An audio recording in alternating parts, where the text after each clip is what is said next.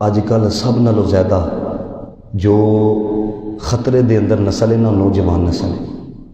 میں گزشتہ دنوں اوریہ مقبول جان سننا پیا سا جڑا تجزیہ کار ہے، کہتا ہے کہ لاہور کی کسی یونیورسٹی کے اندر مجھے تقریر کرنے کی اجازت نہیں ہے، اور کہتا ہے کہ سالانہ کی بنیاد پر 1 لاکھ ملحد یونیورسٹیاں پیدا کر رہی ہیں۔ 1 لاکھ جناب، میری بات نہیں، وہ بڑے اہم عہدیاں دے اتنے بھی رہا ہے اوریہ مقبول جان، اس نے آخر 1 لاکھ ملحد پیدا کر رہی ہیں کہ اپنی نسلوں نو بچاؤ۔ علامہ اقبال رحمۃ اللہ تعالی علیہ وہ فرماندے سن، اگر اپنی نسلوں کو محفوظ رکھنا چاہتے ہو نا، 3 عادتیں ان کے اندر ڈال دو، 3 عادتیں ان کے اوپر مسلط کر دو، یا ان کے سامنے ان چیزوں کا ذکر کرو۔ وہ 3 چیزیں کون سی ہیں؟ اقبال نے کہا اپنی اولاد کو حضور پہ درود پڑھنے کا عادی بنا دو۔ پھر کیا ہوگا؟ میں اتنے تک صوفیہ کرام دے اقوال پڑھے، فرمایا کہ جس کی اولاد اور خود جو بندہ درود پڑھنے کا عادی ہو جاتا ہے، اللہ تعالیٰ اس کو بھی سوار دیتا ہے، اس کی نسلوں کو بھی سوار دیتا ہے۔ پہلی بات کی عادت پاؤ نا، روزانہ پوچھو پترا حضور تے درود پڑھیا کہ نہیں پڑھیا؟ جس طرح پوچھ دیا نا اکیڈمی گیا کہ نہیں گیا ہے، سکول گیا کہ نہیں گیا، پھر پیچھے فون بھی کر دیو ساڑا پتر آیا کہ نہیں آیا۔ تو میرے دوستو، یہ اس کا آنا، یہ اس کا جانا، یہ صرف دنیا میں فائدہ دے گا۔ ہاں جی تیرا پتر درود پڑھنے والا بن جائے گا نا، پھر تجھے قبر میں بھی فائدہ ہوگا، حشر کے اندر بھی فائدہ ہوگا۔ روزانہ دی بنیاد پہ پوچھ درود پڑھیا کہ نہیں پڑھیا۔ اقبال نے کہا دوسری چیز دیکھو نا، ایک حسن ہے، حسن کھینچتا پیا نا دنیا دی رونق اپنی طرف۔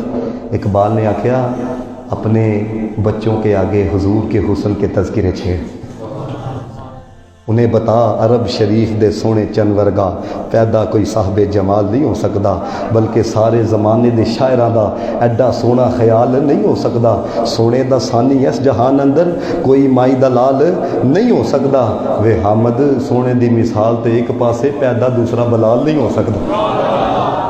اے تذکرے چھیڑو۔ پھر تیسری چیز اقبال نے آکھیا اپنے بچوں کے آگے، کیونکہ ہون متاثر کن دور آ گیا، یعنی بندہ 5 منٹ کسی کو بیٹھ جائے گا نا متاثر ہو جائے، پیڑی بیٹھے گا وہ کو متاثر ہے۔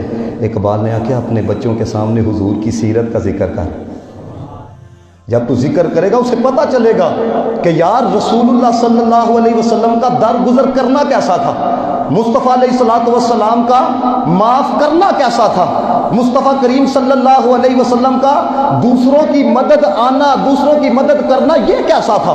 وہ لکھیا نا تفسیر ابن کثیر دے اندر، حافظ ابن کثیر نے، کہ جب حاتم طائی کی بیٹی مصطفیٰ کریم صلی اللہ علیہ وسلم کی بارگاہ کے اندر آئی، حالانکہ کلمہ نہیں پڑھا ہوا تھا، میرے مصطفیٰ کریم صلی اللہ علیہ وسلم نے کیا کیا؟ آقا کریم صلی اللہ علیہ وسلم نے اپنی چادر کو اتارا، اس کے سر کے اوپر دے دیا، اس کے سر کا پردہ کروایا، اس کے سر کو ڈانپا۔ اور علامہ اقبال رحمۃ اللہ تعالی علیہ آپ نے جب یہ واقعہ پڑھا تو رب العالمین کی بارگاہ میں عرض کیا کرتے ہیں، مصطفیٰ کی بارگاہ کے اندر التجا کیا کرتے ہیں، یا رسول اللہ صلی اللہ علیہ وسلم، آپ نے جب حاتم طائی کی بیٹی کے سر کو ننگا دیکھا، یا رسول اللہ آپ سے برداشت نہیں ہو سکا، آپ نے اپنی کالی کملی والی چادر کو اتار کے اس کے سر کے اوپر دے دیا۔ یا رسول اللہ وہ تو وہ تھی جس نے آپ کا کلمہ بھی اس وقت نہیں پڑھا ہوا تھا، ہم تو آپ کے غلام ہیں، ہم تو آپ کے محب ہیں، ہم تو آپ کے عاشق ہیں۔ یا رسول اللہ جب کل قیامت والے دن ہمارے نام اعمال کھلنے لگے، ہم اس سے زیادہ ننگے ہیں، ہم اس سے زیادہ پاپی ہیں۔ یا رسول اللہ جب اس وقت ہم جیسے گناہگاروں کے نام اعمال کھلنے لگے، جس طرح اس کے سر کو ڈانپ دیا تھا، ہم کو بھی اپنے دامن رحمت میں چھپا لینا۔